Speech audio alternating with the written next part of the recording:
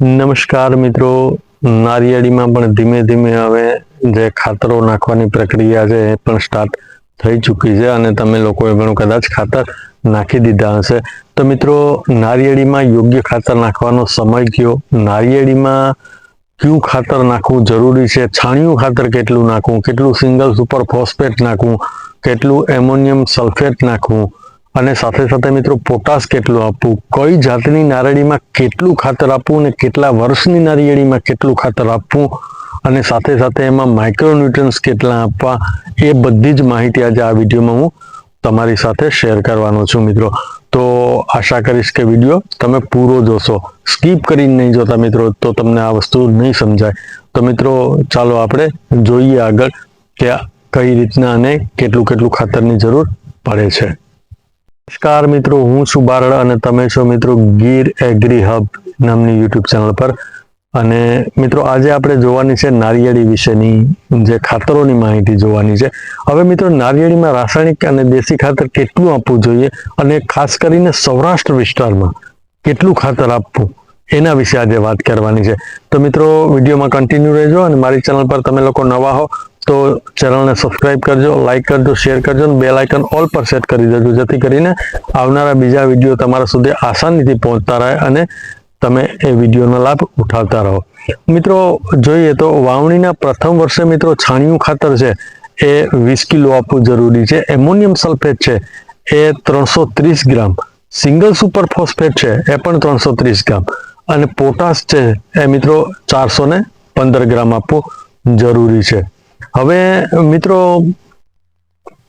બીજા વર્ષે નારિયેળીના મિત્રો 30 કિલો છે એ છાણિયું ખાતર, હવે 660 ગ્રામ છે એ મિત્રો એમોનિયમ સલ્ફેટ, 660 ગ્રામ છે એ મિત્રો સિંગલ સુપર ફોસ્ફેટ અને 830 ગ્રામ છે એ મિત્રો પોટાશ આપવું જરૂરી છે. હવે મિત્રો નારિયેળીના ત્રીજા વર્ષે એમાં 40 કિલો છે એ છાણિયું ખાતર આપવું જરૂરી છે. એમોનિયમ સલ્ફેટ છે એ 1 કિલો ને 30 ગ્રામ, હવે સિંગલ સુપર ફોસ્ફેટ પણ એટલા જ પ્રમાણમાં એટલે કે 1 કિલો 30 ગ્રામ અને મિત્રો પોટાશ છે એ મિત્રો 1 કિલો ને 660 ગ્રામ આપવું જરૂરી છે. હવે મિત્રો ચોથા વર્ષની વાત કરીએ તો મિત્રો દેશી ખાતર છે એ 50 કિલો આપવું જરૂરી છે.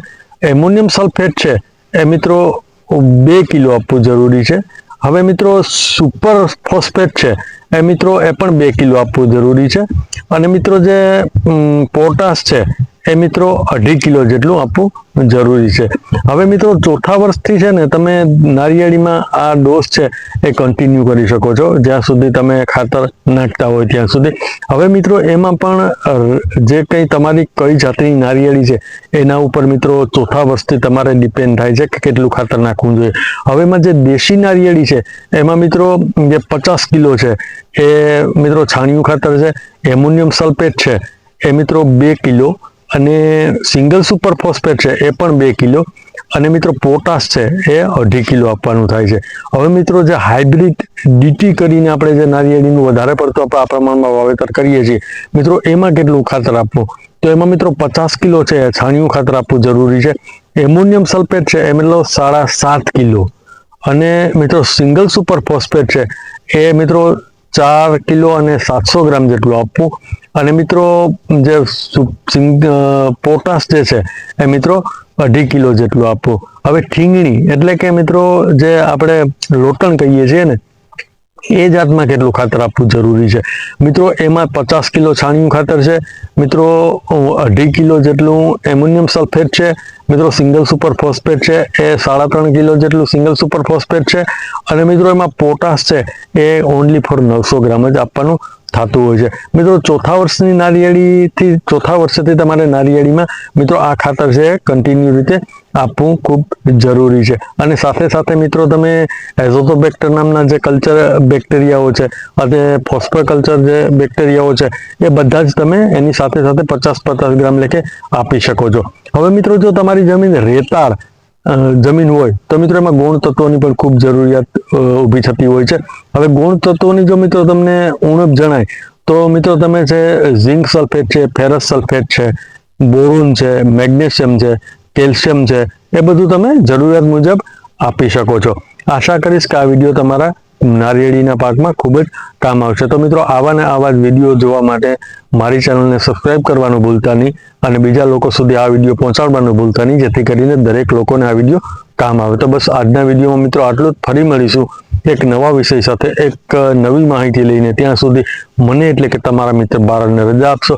અને મિત્રો આવતો વિષય કદાચ આપણો અગ્રકલિકાનો સડો, કે જે આપણે નારિયેળી વહી જાય છે ને આપણે કહીએ છીએ કે નારિયેળી છે એની પોટી સુકાઈ ગઈ, એના વિશે આ બનાવીશું. તો મિત્રો જોવાનું ચૂકશો નહીં. તો બસ આજના વિડીયોમાં આટલું જ. ફરી મળીશું. ત્યાં સુધી બધા જ મિત્રોને જય શ્રી કૃષ્ણ, જય હિન્દ, ભારત માતા કી જય, વંદે માતરમ, જય જવાન, જય કિસાન.